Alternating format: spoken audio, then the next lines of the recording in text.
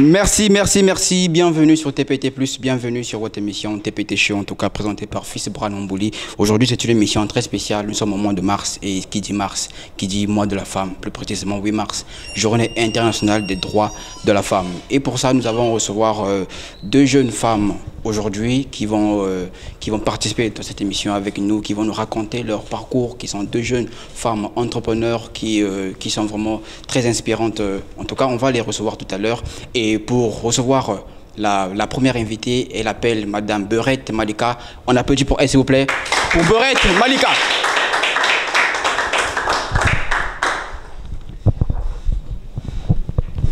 Alors, la deuxième invitée, on va aussi l'applaudir comme il se doit. Elle s'appelle Madame Drena Zanoa. On applaudit. Merci. Alors, mesdames, bienvenue sur le plateau. Très content de vous avoir. Déjà, comment vous allez? Très bien, ça va pour ma part, merci. Et Madame Malika? Je me porte bien. Alors, on va déjà commencer par, voilà, on est au mois de mars. Qui dit mars dit le mois de la femme, plus précisément le 8 mars. Alors, il y a beaucoup de femmes qui ne savent pas c'est quoi précisément la journée du 8 mars. Alors, on va faire une petite historique. 8 mars est une journée dédiée à la lutte pour les droits des femmes et l'égalité des sexes. À travers le monde, cette date trouve son origine dans les mouvements ouvriers au début du XXe siècle.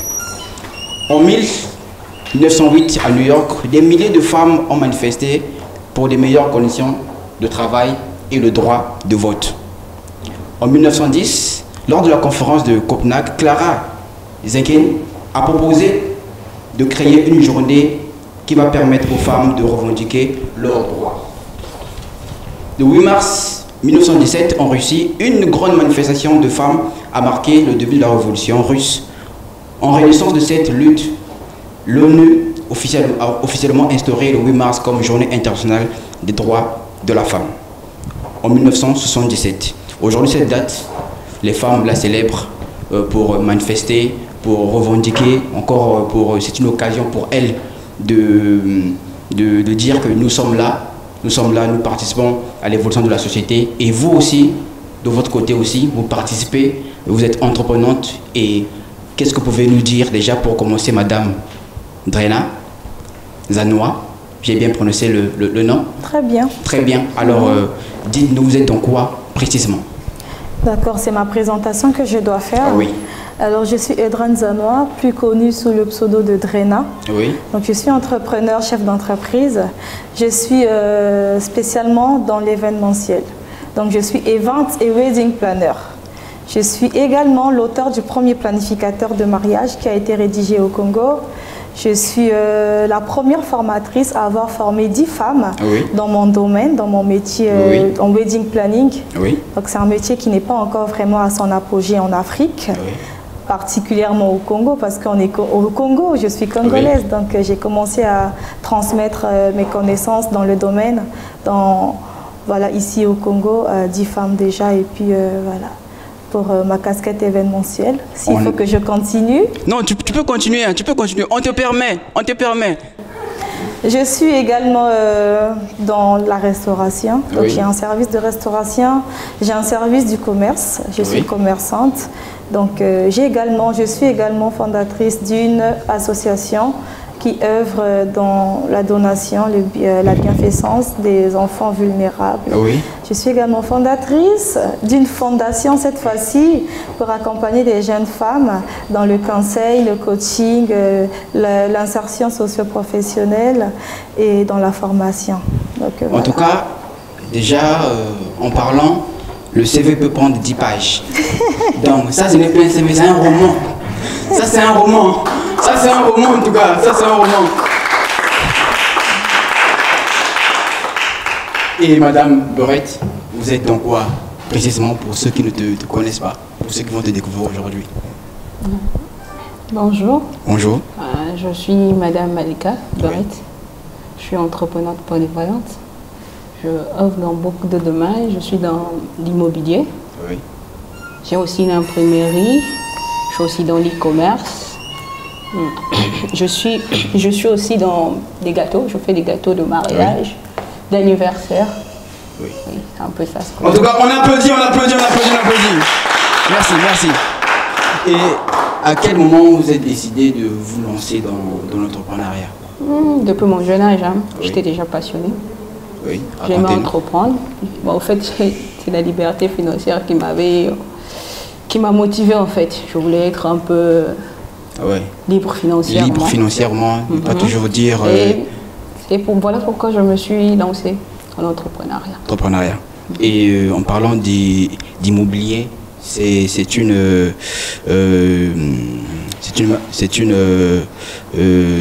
structure qui marche beaucoup plus, on va dire, en Europe, où il y a beaucoup qui sont millionnaires dans l'immobilier. Aujourd'hui, ça s'installe aussi en Afrique. On voit des pays comme le Sénégal, la Côte d'Ivoire, où ils reçoivent beaucoup des étrangers. Voilà, ils investissent dans l'immobilier. L'Éthiopie. Est-ce qu'aujourd'hui, l'immobilier au Congo, ça marche, ça paye? Ça paye? Ça paye. Oui. Donc moi, si je veux me lancer. Ah, si tu veux te lancer, ça ne dérange pas. Mais ce qui est sûr, ça paye. L'immobilier, ça paye. Merci, on applaudit, on applaudit, on applaudit.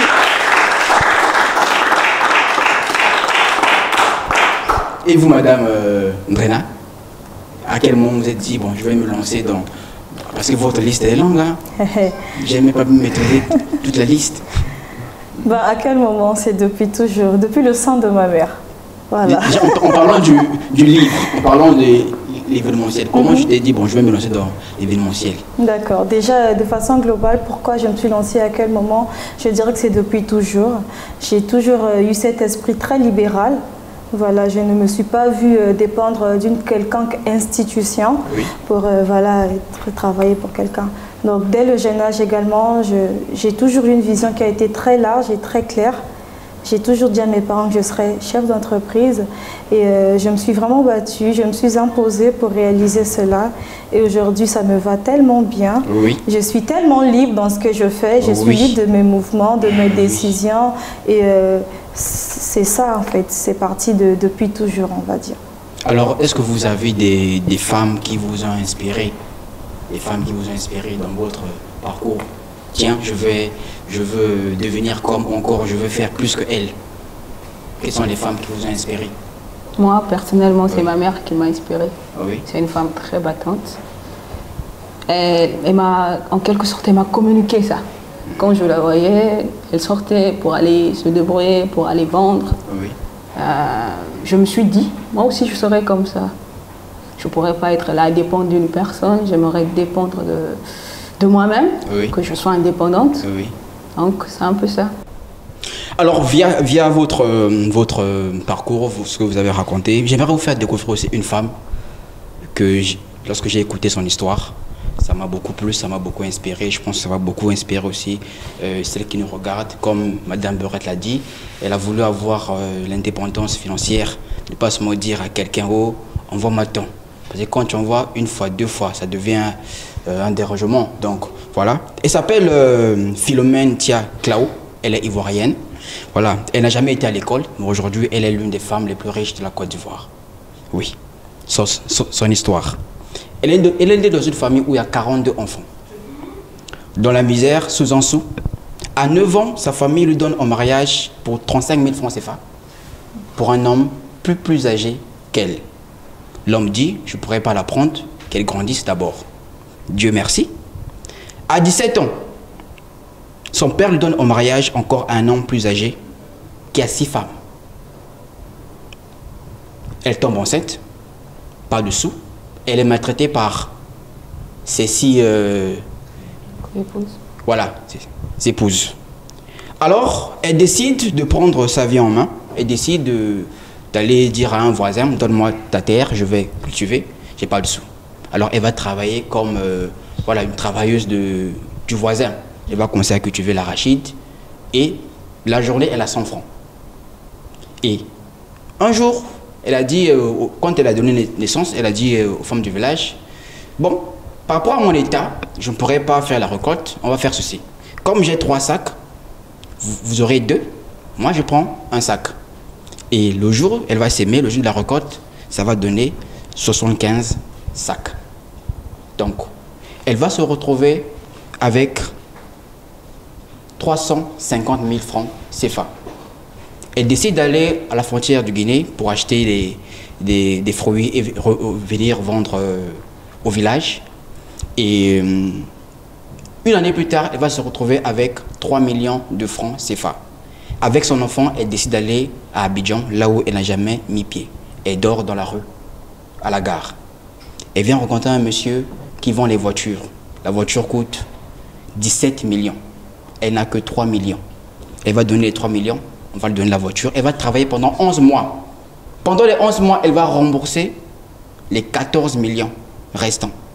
Avec les bénéfices, elle va commencer à acheter les bœufs qui vont commencer à donner. Elle sera millionnaire. Mais ce n'est pas tout. Il y aura la crise en Côte d'Ivoire. Tout ce qu'elle a réussi à faire, ça va tomber. Elle ira se réfugier au Burkina. À son retour, elle a 0 francs. Elle emprunte 150 000 francs CFA à quelqu'un. Elle va commencer à vendre les boissons. Elle va ouvrir son premier dépôt, deuxième dépôt, et elle va commencer à louer les voitures.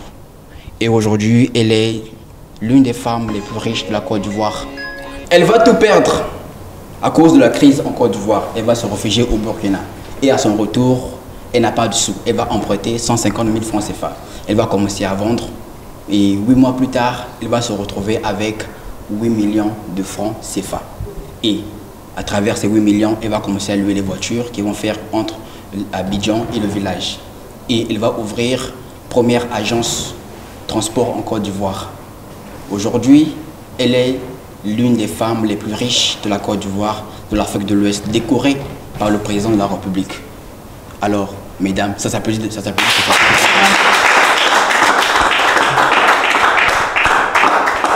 Alors, mesdames, quand vous écoutez ça, qu'est-ce que vous vous dites, Drena? Ben, c'est une histoire très inspirante. On en a besoin pour booster un peu notre mindset. On se dit que dans l'entrepreneuriat, c'est un monde qu'on a choisi, déjà par choix.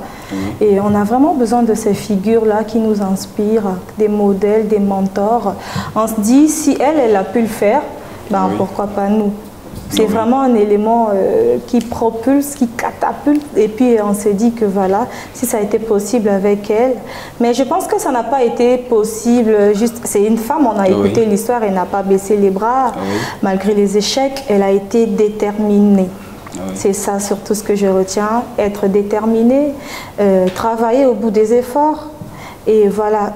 Également, je pense qu'elle est passée par des sacrifices qu'elle a dû faire. Bien évidemment. Donc, si je dois retenir quelque chose de cette histoire inspirante, de cette magnifique dame, je dirais que voilà, c'est vraiment une histoire inspirante et ça nous donne de l'espoir, ça nous donne d'espérer pour se dire que si ça a été possible avec elle, donc pourquoi pas avec nous. On applaudit, on applaudit.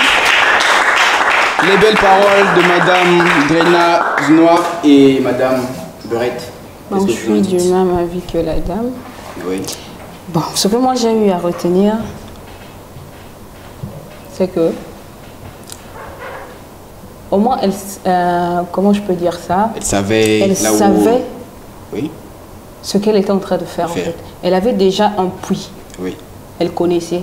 Parce qu'il y a un truc, si tu ne connais pas la stratégie que tu as pu gagner, tu ne pourras plus en gagner.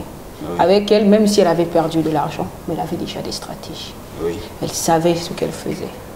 Malgré tout ce qui s'est passé, les tempêtes, la crise, mais elle avait ce truc-là dans sa tête. Oui. Cette structure qu'elle savait que non, si j'ai pu en avoir en me lançant dans un truc, je peux aussi en avoir encore en se lançant. En fait, c'est une dame vraiment que je ne sais pas comment dire. Oui, elle m'a beaucoup, son histoire. C'est pour la première fois que je la découvre. Je ne l'ai jamais vue. Je n'ai jamais entendu parler d'elle aussi. Glao. Voilà, vous pouvez aller sur Internet, voilà, découvrir son histoire, voilà, en large. Voilà. On applaudit pour les paroles de Madame Burette. Est-ce qu'aujourd'hui, les hommes vous regardent comme ils vous regardaient avant, Madame Drena? Est-ce qu'aujourd'hui, quand avant, on va dire à l'époque, tu commençais, est-ce que les hommes te regardent comme ils te regardaient avant? Parce que là, on va dire, tu n'es pas encore arrivé. Mais par rapport à ce que tu nous as listé, on comprend que tu es une dame forte, bien déterminée, bien accomplir ses ambitions. Et toi, quand tu te mets au milieu des hommes, qu'est-ce qu'ils disent? Eh bien, dis donc, c'est une très belle question. Bah, ça change avec le temps, avec l'expérience. On est dans le milieu. Déjà, je ne sais pas pour les autres, mais je suis dans un milieu où je dois m'imposer. Il y a des hommes autour. Hein. Oui, il y a des hommes, oui. Il y a des hommes. Et le regard par rapport à cela, ça change. Hein. On impose le respect au milieu des hommes. Oui. Voilà, peu importe ce qui arrive, on est là, on ne lâche pas. Donc, ça fait que il y a certains hommes qui n'ont pas vraiment, vraiment ce qu'il faut pour un homme, qui craignent en fait. Moi, j'entends déjà des gens me dire, ben, à ce stade où tu es, moi j'ai peur, je ne peux plus t'approcher comme il faut. Je ne peux plus, par exemple, tenter ci ou ça avec mais toi. Non, pas tort. Avec ce que tu as listé là, si tu me dis, fais-moi un dépôt, est-ce que c'est un dépôt de 10 000 de toi-même? Mais je fais, il n'y a pas de souci. Ça, c'est 1 million.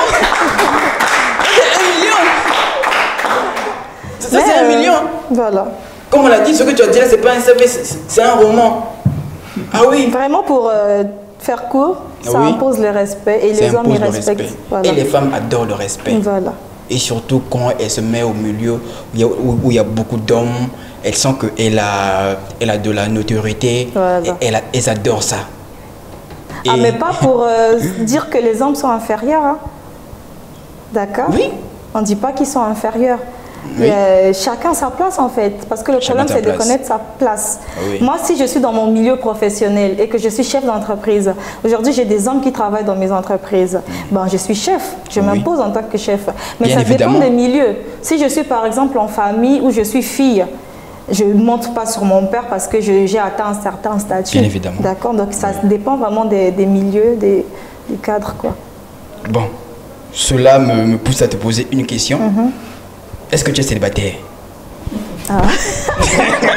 Oui, je suis célibataire, je suis un cœur à prendre. Ah, la petite! Ah, j'aime les phrases comme ça. Je suis un cœur à prendre. Moi, quand j'étais... Madame Dorette, et vous, quel est le regard des hommes? Est-ce qu'aujourd'hui, les hommes t'approchent comme ils t'approchaient avant? Parce qu'aujourd'hui, ils savent que tu gères l'immobilier. Et l'immobilier, c'est pas quelque chose de léger. Bon. Sur ce point-là, vraiment, c'est un peu compliqué. C'est compliqué. C'est compliqué. Quand c'est compliqué, on trouve les solutions. Même en mathématiques, quand c'est compliqué, même quand tu fais les maths, tu fais pardon là, le moins que j'ai mis là, ça faucille, donc je reprends à 0. Donc c'est compliqué comment? À quel point? Au point où c'est plus... on va plus arranger? Non, on peut arranger comme tu l'as dit, on peut arranger. Oui. Après, le regard des hommes change en tout cas. Ah oui, ça change. C'est comme la dame l'a dit, on s'impose en fait. Ouais. Et on ne mélange pas tout. Oui. On ne mélange pas tout. Je travaille avec les hommes, j'ai les doigts du respect. Oui. Ça, c'est quelque chose qui est normal. Bien évidemment. J'ai les doigts du respect. Et au fait, c'est sans pas... Je ne peux pas... Bon, milieu professionnel, il y a des choses... Et on se connaît, en fait. Oui. On se dit, bon, c'est Madame Malika, on doit faire ça, on doit faire ça, on doit faire ça. Oui. On ne mélange pas tout. D'accord. On s'arrête seulement au niveau professionnel, on fait ce qu'il y a à faire, on traite ce qu'on doit traiter et après, on s'en va. En tout cas, je sens que tu es strict. Mais je peux te poser la même question aussi. Oui, tu peux. Moi, ça me Est-ce que tu es célibataire? Célibataire. Oui, je suis célibataire. Mais je suis pas cœur à prendre, hein, comme la dernière. Moi, je suis célibataire, pas... mais pas cœur à prendre. C'est-à-dire, je suis embrouillée. Quoi, que tu es embrouillée? Ça m'a embrouillée. Je suis seulement célibataire, mais je ne suis pas cœur à prendre. Elle n'est pas prête. Elle n'est pas prête. Ah, ok. Ah, tu n'es pas prête. Bon, je ne vais pas demander à quel moment tu seras prête, mais on applaudit pour elle. Merci. Alors, on va, avant de prendre une petite pause avec la publicité, on va d'abord passer par une particularité. On va recevoir un ami, un frère. Lui, il s'appelle Gigol, le comédien. Il est dans l'imitation. En tout cas, il est très fort. C'est un artiste humoriste et comédien qui va passer ici, nous faire un petit sketch de 2-3 minutes. Et voilà, parce qu'on parle entrepreneuriat, mais il faut aussi rire. Les entrepreneurs, souvent, ils ont le front fermé. Ils cherchent l'argent. Non, on cherche l'argent aussi dans le rire. À lui, il cherche l'argent dans le rire. Il vient vous faire rire. Mesdames et messieurs, on va applaudir très fort pour Gigor, le comédien.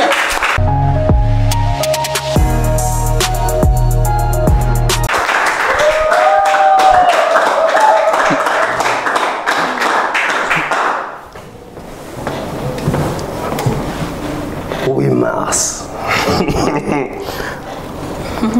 Merci. Oh non, bah comédien va linga va momiter.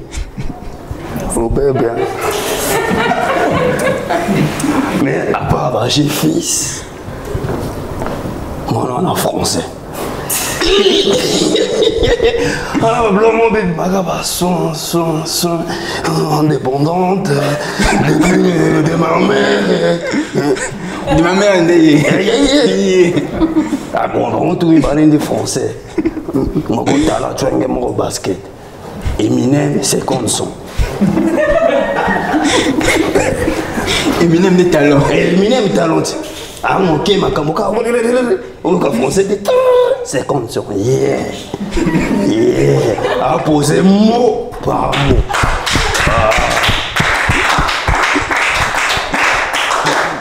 L'auberge du 8 mars. Pour la bango, journée à bas droit. Pour la basse, na biso mandako, journée ensemble à bon ma puta. Bon, ma péri gâté, les bas de koufi. Au plus 25 000, on tombe à l'hypothèse, bah l'autre c'est comme moi. Non, non, ça, moi, non, non, d'accord. Maman est à qui? Dans son assise émission, on a bon de la maman.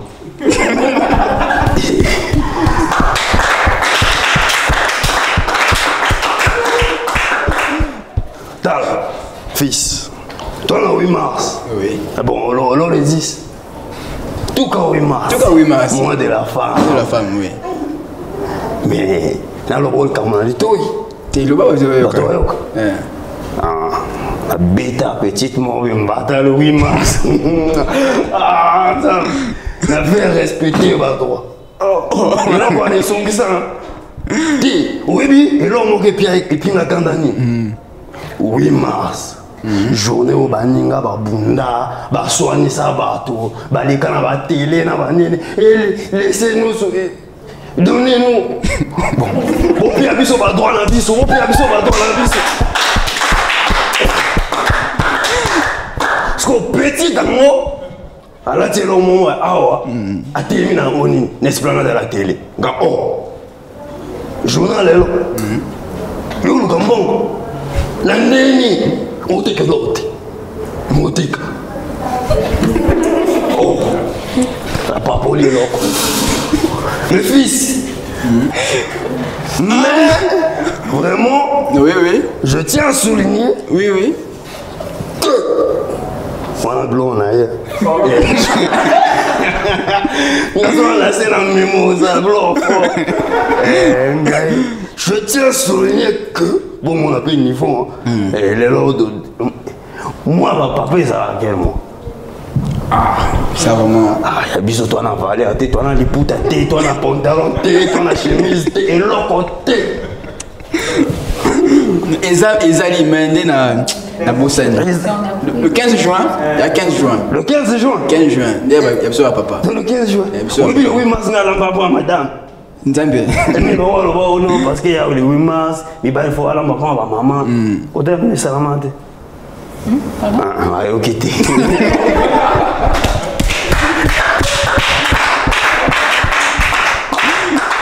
C'est quoi? Après, à moi, n'est-ce pas? Hein?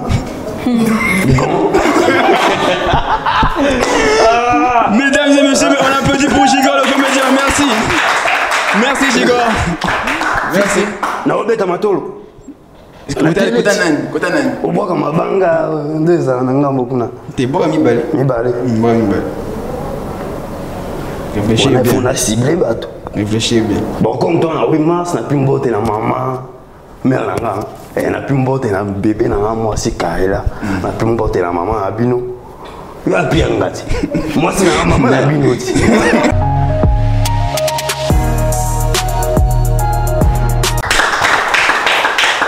Merci. Toujours en compagnie de mes dames, de mes très belles dames. Voilà, très inspirantes. En tout cas, on va dire, ce que vous avez eu à citer ici, c'est en tout cas pour celles qui nous écoutent. Il ne faut pas seulement dire, oh non, je n'en ai pas préparé, on va mettre 2000. Donc, je vous prépare avec 2000. Hein? De toi-même aussi. On ne fait pas comme ça. Alors, pour le thème de cette année, on a parlé de droit, autonomisation et chance pour toutes les femmes et les filles déplacées partout dans le monde. Et beaucoup de femmes aujourd'hui, nos mamans profitent pour sortir avec leur association, boire, se mettre en panne, voilà. Quand vous voyez ça, qu'est-ce que vous vous dites?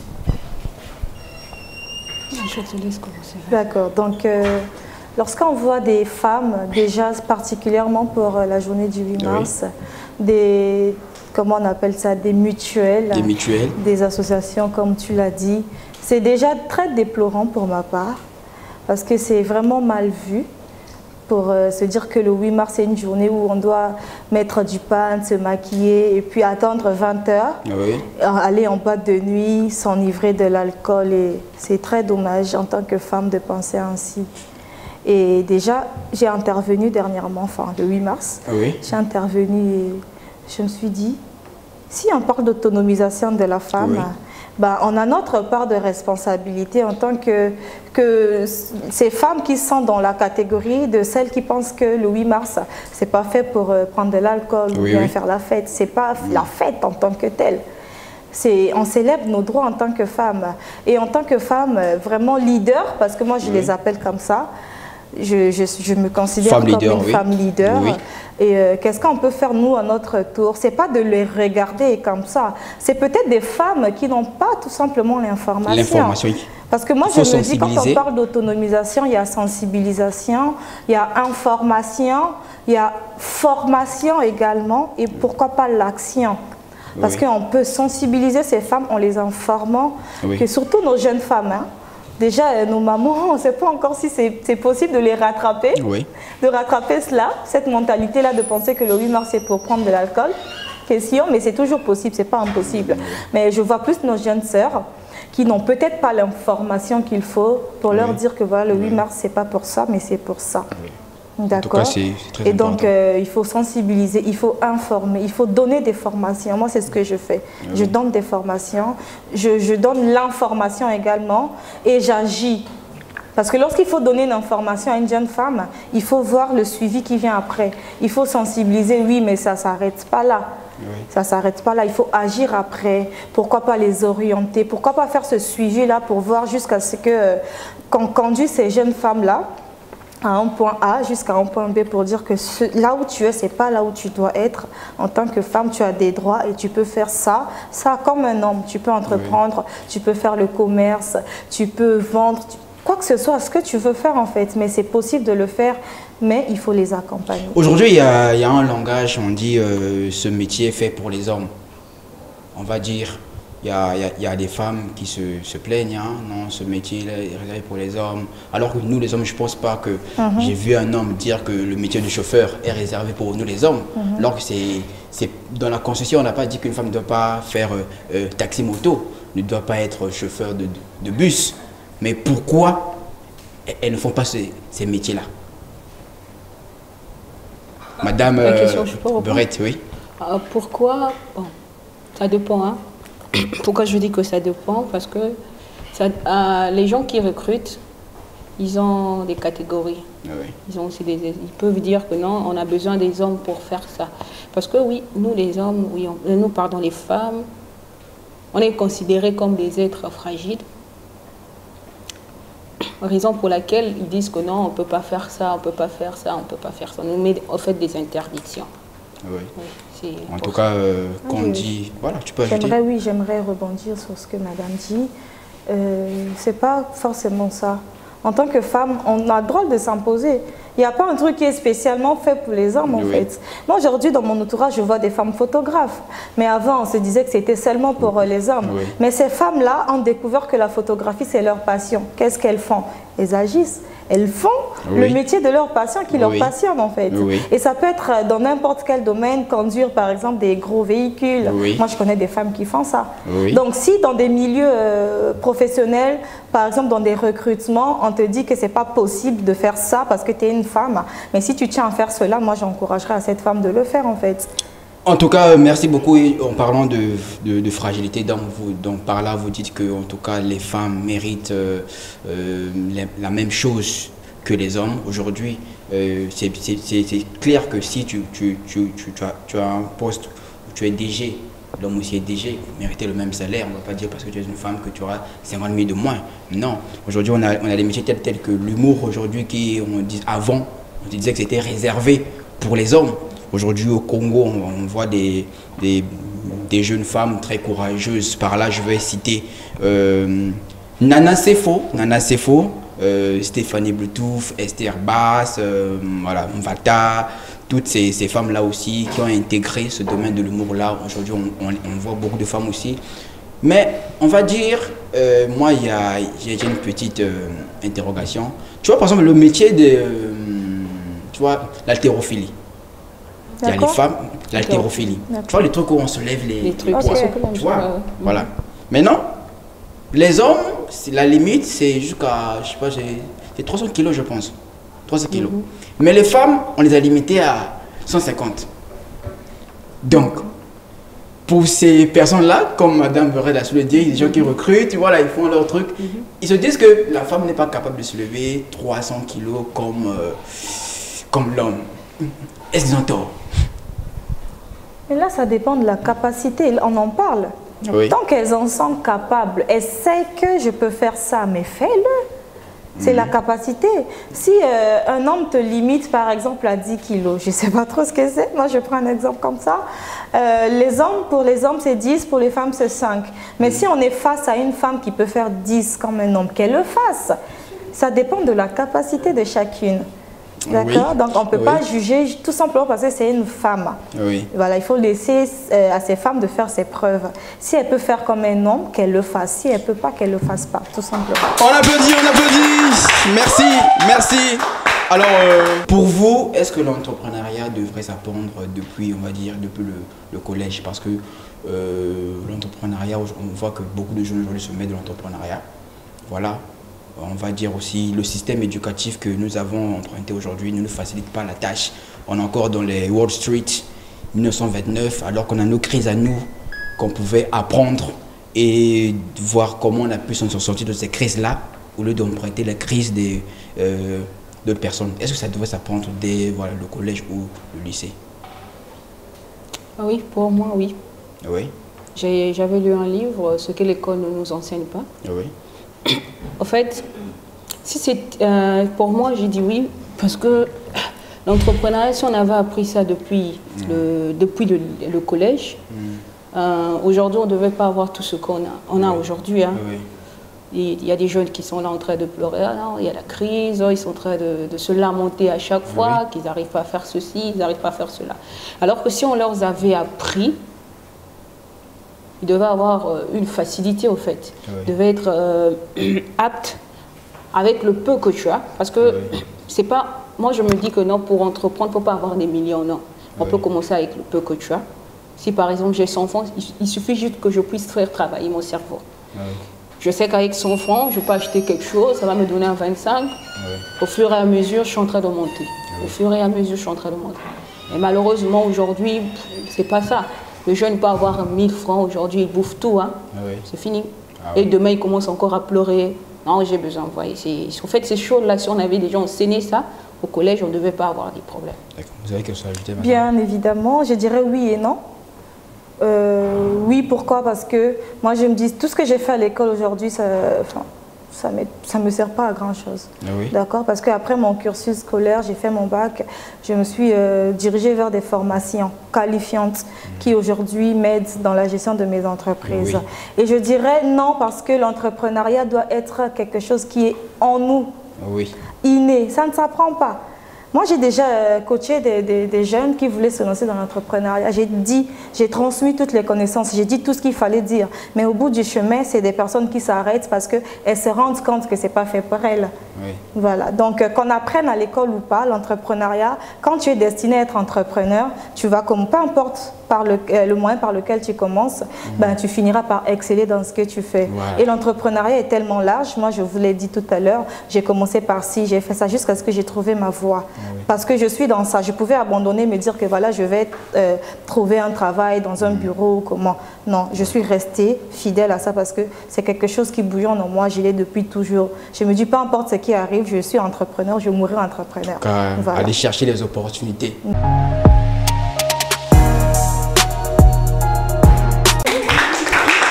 Merci, merci. Alors, on va prendre le livre. Le livre, voilà, on va terminer, on va prendre le livre, voilà. Le livre, en tout cas, il est là. C'est quoi? Je planifie et j'organise mon mariage de A à Z. C'est bien écrit là. Ça dit que quand tu veux organiser ton mariage, de A à Z, tu achètes le livre, c'est combien? 30 000. Le livre, c'est 30 000 seulement. Le mariage, vous dépensez les 20 millions, les 15 millions. Le livre, c'est 30 millions. Tu enlèves 30 000 dans 20 millions. Ça te reste combien? Donc, voilà. Tu achètes le livre, tu planifies ton mariage, voilà, tranquille. Voilà. Pareil, Jenna, en tout cas, c'est très important. Je vais acheter. Faut ouvrir un peu. Oui, on va ouvrir l'intérieur, voilà. Bienvenue, félicitations, chers futurs mariés. Voilà, y compris moi à l'intérieur, non? Non, ça dépend. Oh, bon, d'accord, voilà. En tout cas, voilà, le livre, il est là. Le livre, on va ouvrir. Bon, les gens ne pourront pas lire tout ce qui est là. Bon, on va le premier quiz des amoureux. On a qui est le plus romantique, qui est le plus rapproché de l'autre en premier, qui cuisine le mieux, qui chante le mieux. Voilà, en tout cas, moi, je chante le mieux. En tout cas, je ne sais pas, mais moi, je chante le mieux. Alors, on va prendre un garçon. On va aller très vite. Dieu veille, tu sais, nous rejoindre sur le plateau. Dieu veille. On applaudit pour Dieu veille. Alors, ce garçon, il a eu une technique très particulière. Comment il fait la promotion des événements, voilà, des artistes, voilà. Donc, qu'est-ce que tu fais? Moi, je prends l'autre là, je prends le plaquet, j'écris. Si tu as un concert, j'écris et puis je t'envoie ça. Ah oui, en fait, il est déjà, on l'a reposté par plusieurs des artistes tels que Pater Maestro, Wizi Baba, il y a trop des artistes. Afar Antena aussi, qui t'a, voilà, il m'a fait un cadeau, il m'a écrit un truc là. Donc, à la régie, on va balancer une photo, voilà, où on l'a reposté par Afar Antena. En tout cas, bon, c'est sa manière à lui de communiquer, pouvoir donner la visibilité et aussi prendre de la visibilité. Voilà, en tout cas, on applaudit pour son courage. En tout cas, lui aussi, il est entrepreneur. Il est entrepreneur dans la communication. Merci, on applaudit pour lui. Alors, on va terminer l'émission. J'aimerais vous poser quels sont vos objectifs. On va commencer par Madame Drena. On sait que, moi ton CV là me revient en tête. Hein. Quel est ton objectif à court et à long terme en ce moment-là? Des objectifs, il y en a plein, que ce soit à court terme ou à long terme. Il y en a plein. Déjà, c'est de réaliser les projets qui sont en vue. Oui. À court terme, je vais citer la formation et l'implantation, surtout du planificateur de mariage dans des pays d'Afrique. Parce que mon domaine... On applaudit. Voilà, je peux continuer? Tu peux continuer. Je disais que mon domaine n'est pas encore connu en Afrique de façon générale. Donc, il y a des formations que je dois donner dans plusieurs autres pays d'Afrique et également l'implantation du planificateur. Ça, c'est vraiment à court terme. Oui. Et à long terme, il y en a plein quand même. Hein? Bon, tu cites deux. À long terme, c'est de grandir avec mes entreprises, d'être vraiment à l'échelle internationale et mondiale quand même. D'accord. En tout cas, si on prend juste ton CV et les objectifs à long terme, ça peut faire toute une émission. Voilà pourquoi on a dit, pense au moins deux. En tout cas, on applaudit pour elle, Merci. Et Madame Brett, pour vous, les objectifs à court et long terme. Des objectifs à court et à long terme. Je vais commencer comme à court. Oui. Bon, c'est de faire grandir ce que je suis en train de Grandir votre faire structure. Ma structure dans tous les domaines que je suis en train d'exercer. Et à long terme, je me vois... Tu te vois un cœur à prendre, vu que tu étais en ce moment. Il revient encore sur ça.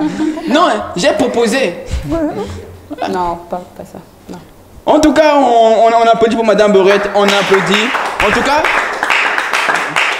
les gâteaux, je vais goûter les gâteaux. Et la formation du mariage, c'est réservé aux femmes ou sinon les hommes aussi on peut? Ben non, les hommes, c'est ouvert à tout le monde. C'est ouvert à tout le monde. Les organisateurs de mariage. En tout cas, merci. Alors, quel est votre dernier mot et vos dédicaces, si vous avez des dédicaces à faire? On va clôturer l'émission en tout cas. D'accord, je commence. Tu peux commencer. Déjà, je dis merci à mon équipe qui m'accompagne partout. Ils sont là. Est-ce qu'on peut les applaudir quand même? Une jeune équipe très loyale. Ils sont toujours là avec moi et pour moi. Et je dirais également un grand merci à ma marraine, Madame Aline Franceto-Kabika, une dame très, très bien dans le milieu professionnel. Elle m'accompagne également dans ce que je fais. Et à mes parents, voilà, à mes parents, à mes amis, voilà quoi. Et puis un dernier mot vraiment pour finir, je dirais que la jeunesse, on se réveille quoi. C'est vraiment le moment, c'est l'occasion, il y a des opportunités qui sont présentées à nous, on les saisit et on arrête de dormir, on arrête d'attendre que les choses tombent du ciel. Lorsqu'on ne fait rien, on n'a rien absolument. Donc il faut agir, il faut faire quelque chose et surtout garder cet esprit positif. On se dit que voilà, je suis déterminée, focus à atteindre mes objectifs si on les a. Donc il faut vraiment avoir des objectifs de vie, une vision à atteindre et puis voilà, vraiment beaucoup de courage à la jeunesse congolaise en particulier. Merci beaucoup. Et vous, Madame Beurette, quel est votre dernier mot si vous avez des dédicaces à faire? Oui, j'ai des dédicaces à toute mon équipe. Malheureusement, qui ne sont pas là parce que ils doivent aller travailler. Prochainement, un truc à faire. Et à ma famille, ma mère. Un dernier mot pour ces jeunes femmes-là, pour la jeunesse? Un dernier mot. De travailler, de ne pas baisser les bras. Ah ouais, c'est surtout aux femmes, d'investir. C'est comme la dame l'a dit, non? De demander aux femmes de se réveiller, d'arrêter de s'accrocher particulièrement à l'argent des hommes. Oui. Parce qu'il y a beaucoup de femmes qui s'accrochent. En tout cas, ils s'accrochent. En tout cas, ils s'accrochent. On dit quoi déjà? Le porte-monnaie de l'homme, c'est sa banque, en fait. Oui. Donc, je demande à ces femmes d'arrêter de faire ça, de se lancer. Oui. De se lancer. Peu importe, ils peuvent tout faire. Moi, je pense que ça ne demande pas que, comme je l'ai dit, il faut avoir des millions. Non. Avec le peu que tu as, tu fais travailler ta tête. Et je pense que merci, on applaudit, on applaudit. On va terminer l'émission et par là, en tout cas, je vais saluer, pour terminer, on va saluer, ou non, je ne dédicace pas. Je vais dédicacer l'entrepreneur Jess Emmanuel Impari, je te salue là où tu es. En tout cas, tous mes amis, hein, j'ai déjà cité les femmes, on va citer les hommes, on va citer Dikomisa Donaldo, on va citer Dunyama Gigor, voilà, le papa de la déesse. Et on va se dire très bientôt la semaine prochaine, on va se retrouver encore avec d'autres jeunes femmes, entrepreneurs. Voilà, en tout cas, on a eu plaisir à vous écouter, vos projets. Voilà, et surtout, moi je retiens, j'ai pas encore goûté le gâteau. Et toi, tu n'es pas un cœur à prendre. Et je retiens aussi que ton CV, c'est pas un CV, c'est un roman. En tout cas, merci beaucoup, merci beaucoup. Je vais dire à Madame Drena de se lever. Merci, Madame Beurette, tu peux te lever. Merci, on va se dire la semaine prochaine avec la même ambiance, même sourire, voilà, même équipe, voilà, sur TPT+. Merci, ciao.